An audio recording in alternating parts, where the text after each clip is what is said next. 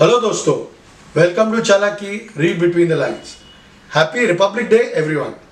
Though there are many achievements that we can be proud of on 26 January 2022 on our 73rd Republic Day, I am struggling to come to terms with something that has been bothering me for a while. At one end, we have reached Mars, developed infrastructure, and are progressing economically. But on the other, our sense of tolerance and harmony between communities has significantly deteriorated. My only hope is that the powers that be find the sense that economic prosperity without balance or equitable opportunity for all is a complete failure. Coming back to what has been the bother, for those of you who have been following the Bulli Bai case, this will be an update. For those of you who have heard about it but don't know what it's really about, this episode summarizes the main points. But most importantly, for those of you who give a shit about what is happening to the cultural and moral fabric of our country and think we can do nothing about it, this episode might be an eye-opener. Bulli Bai was an app, a gallery created to auction women, Muslim women, journalists and celebrities for a price. A group of tech students in their early 20s and an 18-year-old girl has been arrested in connection with this.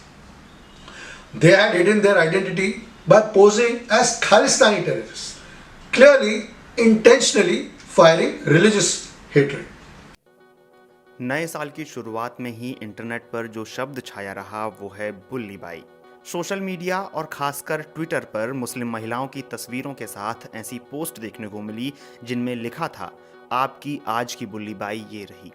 इसके साथ ही कई तरह के hashtag भी trend करने लगे, जैसे Bulli deals, Sulli deals, Bulli by.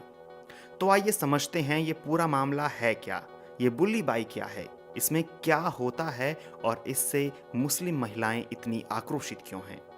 दरअसल बुल्ली बाई एक मोबाइल एप्लीकेशन है जिसके जरिए मुस्लिम महिलाओं की ऑनलाइन बोली लगाने का दावा किया जाता है. इस एप्लीकेशन में मुस्लिम महिलाओं की फोटो शेयर की जाती है और उनके बदले पैसों की डिमांड की जाती है. बुल्ली बाई ऐप में साइबर अपराधी किसी मुस्लिम महिला सेलिब्रिटी, अदाकारा या पत्रकार की तस्वीरों को उनकी सोशल मीडिया साइट से चुराते हैं और उन्हें अपनी ऐप में लगा देते हैं. ट्विटर पर अपनी अच्छी खासी मौजूदगी रखने वाली मुस्लिम महिलाओं ने बुल्ली बाई पर अपनी फोटो अपलोड किए जाने के स्क्रीनशॉट ट्वीट किए और इनकी शिकायत दर्ज कराई है. द वायर की पत्रकार इस्मत आरा ने इस प्लेटफॉर्म पर बनाई गई अपनी प्रोफाइल का स्क्रीनशॉट शेयर किया और इस मामले में दिल्ली साइबर पुलिस में शिकायत दर्ज कराई. दिल्ली पुलिस ने बताया कि वह इस मामले की जांच कर रही है. So of course, this app has been taken down and the accused arrested. And as you would correctly guess, the politics is being played out. Do you recall the Aryan drug arrest case? Well, God knows what has happened in terms of policing or breaking the chain of supply of drugs. But it made celebrities out of Aryan Khan without a single movie released, with the nation divided into he is guilty, he is not. Nawab Malik, the NCP leader who left no stone unturned to expose the high-handedness of the union government via the central government agency, NCB, Narcotics Control Bureau, and the main investigating officer, Samir Wankhede, became like a demigod in front of whom the matinee idol SRK paid obeisance to show mercy for his offspring. और इस वक्त मुकुल रोहतगी हमारे साथ जुड़ गए हैं. Supreme court के बड़े वकील हैं Mukul Rohatgi, farmer attorney general हैं, मेरे दोस्त हैं. और आज मुकुल रोहतगी ने जो तर्क दिए, पिछले 3 दिन से एनसीबी के पास उनका कोई जवाब नहीं था और इसीलिए कोर्ट ने आज आर्यन को बेल दी. मुकुल, पहली बात तो मैं पूछना चाहता हूं कि आज कोर्ट ने कहा, आपने ये कहा कि आर्यन की गिरफ्तारी गैर कानूनी है, इलीगल है, तो क्या बेसिस था इसका? जी, सबसे पहली बात तो यह है, आपकी पुरानी दोस्ती निभाने के लिए मैं आपके चैनल पे आया, नंबर 1. Thank you. नंबर 2, देखिए, उनका अरेस्ट बिल्कुल नाजायज था. उसके 2 मुद्दे हैं.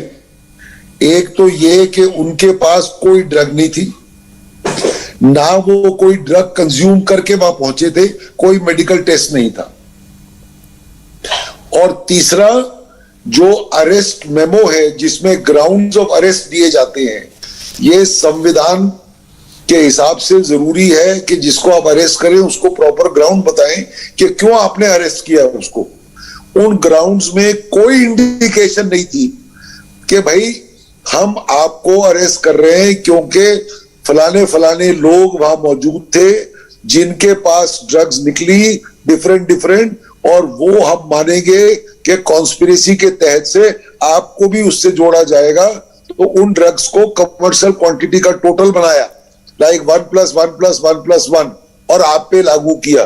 वो भी उन्होंने नहीं दिखाया ग्राउंड्स ऑफ अरेस्ट में, इसलिए उनका अरेस्ट इन दोनों ग्राउंड्स पे कंप्लीटली गैर कानूनी था। कुछ नहीं हुआ। Court ruled that Aryan Khan did not plan or conspire to deal drugs, and the quantity of charas found on him didn't merit such punitive action, and now no one cares. Coming back to the case in question, I have read that the 18-year-old lost her parents to cancer and COVID, and the other boys were disappointed that they didn't get into top IT colleges because of reservation policy of the government. Reservation based on community, caste, SC, ST, OBC is 50%, and that takes away from the normal category who feel this is absolutely biased. Well, the debate is not between the fairness of reservation or the amount of percentage offered. The real issue is that these students are not the unfortunate or the poor, but they come from regular middle class educated families. Truly the future of our country type of kids, indulging in such fundamentalist, radicalized approach and behavior to make their discontent known. To come out with such a venomous agenda with no remorse or guilt, without caring about the reputation of the targeted or considering the criminality of their actions, is shocking and simply not forgivable. Again, raising slogans, protesting, taking legal actions are all important and integral part of a true democracy. People generally, for the sake of argument, counter one wrong with another. Some fundamentalists speak about lynchings of innocent Muslims.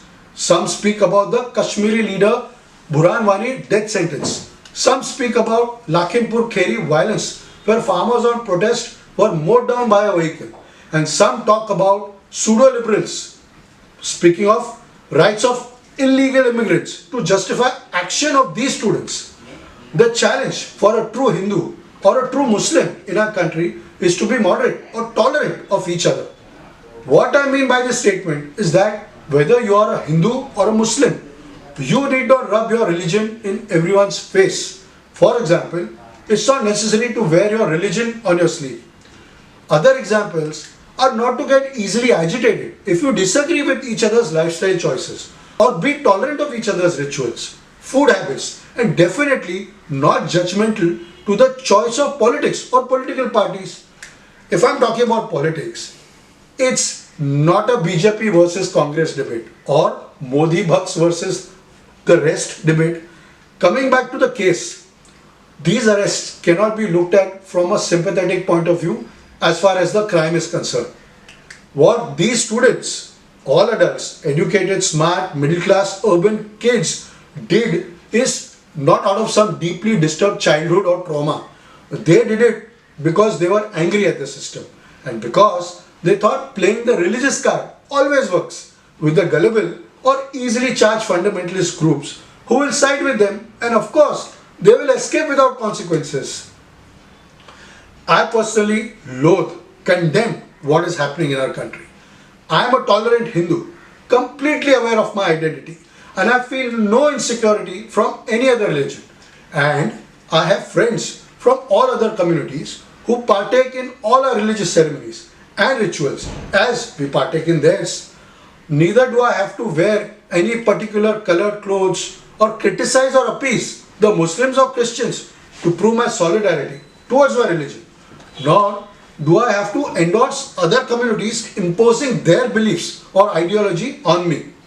Therefore, how fragile our moral fabric as an individual or a nation is to even have a discussion on justifying these heinous acts or making it a Hindu versus Muslim issue Yes, you are thinking right. Playing into the hands of these youngsters, sinister design. Everybody has a right to their opinion, and this is mine. India is tolerant. India is a true democracy. People with hidden and not so hidden agendas abuse this privilege. Bulli Bai app is a case in point. What they did is intentional and therefore punishable. The law can decide the course and affix responsibility, but no one can condone, justify, or support their actions. What's wrong is wrong. Once again, Happy Republic Day. Jai Hind.